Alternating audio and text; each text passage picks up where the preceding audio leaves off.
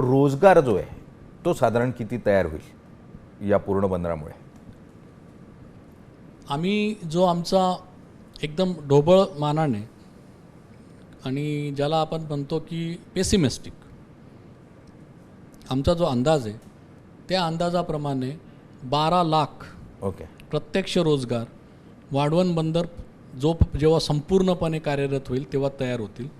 आणि असं म्हणतात की 1/60 असा अप्रत्यक्ष रोजगार आपण जर पकडला तर साधारणतः वाढवण हे 1 करोड रोजगार निर्मिती करू शकेल. JNPA जर आपण बघितलं, मी JNPAचं एक छोटंसं उदाहरण देतो. कोविडमध्ये JNPA स्केलेटन स्टाफवर चालवायचं जेव्हा आम्ही ठरवलं, स्केलेटन म्हणजे 2% ते 3% फक्त लोकांनी यावं, तरी आम्हाला 20,000 पास द्यावे लागले. आणि हे वाढवण बंदर त्याच्या 3 पट आहे. म्हणजे याच्यावरूनच आपल्याला लक्षात येतं की याची केवढी मोठी प्रचंड रोजगार निर्मिती क्षमता आहे. आणि सगळ्यात महत्त्वाचं म्हणजे हे सेवा क्षेत्रात आहे, त्याच्यामुळे इथे रोजगार हा कायमस्वरूपी निर्माण होईल. कारण की सेवा क्षेत्रामध्ये इन्व्हेंटरी असा प्रकार नसतो. तुम्हाला दररोज ती गोष्ट दररोजच करावी लागते. तुम्ही तुमची न्यूज काय 10 दिवसाची आधी घेऊ शकत नाही.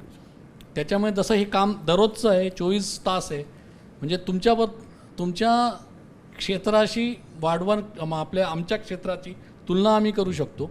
जसं तुमचं 24/7 काम आहे तसंच पोर्टचं सुद्धा 24/7 काम आहे. त्याच्यामुळे हा रोजगार इथे एवढा मला असं वाटतं की निर्मिती होईलच.